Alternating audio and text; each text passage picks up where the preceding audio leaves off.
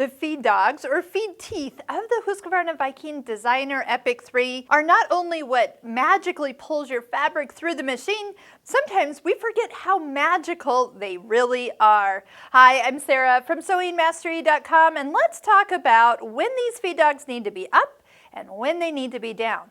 Well, the nice thing about this machine is that it will do it for you. There's a settings in the machine that will automatically have it so they'll go down when they should go down and they'll come up when they need to come up.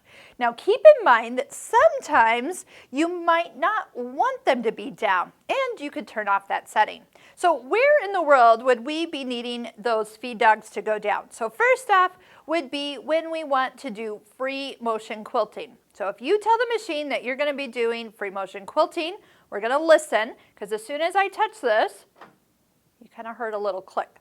So those feed dogs are now down, just because I've switched over to free motion quilting. Smart machine. And as soon as I turn off that feature, there's a little click, but they haven't come up yet, but they will as soon as you take a stitch.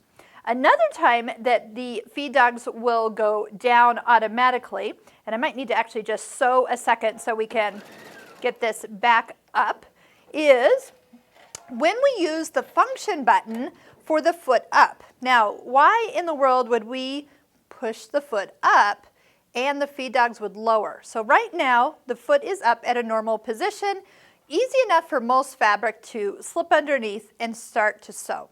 But there's a time where there's some heavy, thick fabric you're working on, something's really thick, is you can push the foot up button again, and let's do it. You're gonna listen.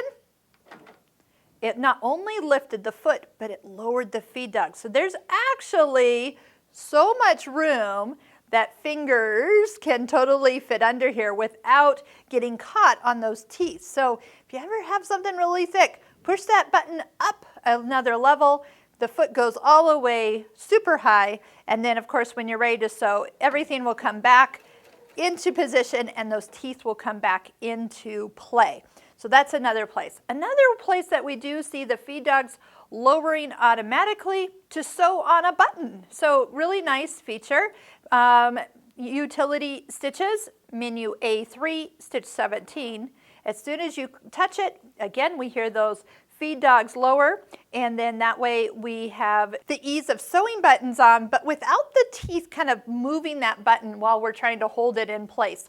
So that's another great feature. Of course, when you go over to the embroidery side, once again, the feed dogs will lower when you're on that side of the machine, and they will come back up when you return back to the sewing side. So it's really kind of nice, but if you kind of hear that up-down click, that's what's actually being changed as you go. But if there's ever a time where you want those feed dogs down for another stitch that you're doing, you can easily go into the settings, go into sewing, scroll till you find options for feed teeth, and you have up or down. Right now it's on auto because that's what we want it to be, to kind of go up and down based on the stitch that's picked. But if you just wanted to permanently let them be down, you can choose that as well. So love the features of customizing this machine for the way you sew. And as soon as we come back to a straight stitch, you hear the machine click and up it comes. There's so many options and things that we can do for fun techniques. We do them in our Stitching Cosmos online course. We'll put links below where you can check out some free lessons and see if that course might be right for you and your Husqvarna Viking Epic 3.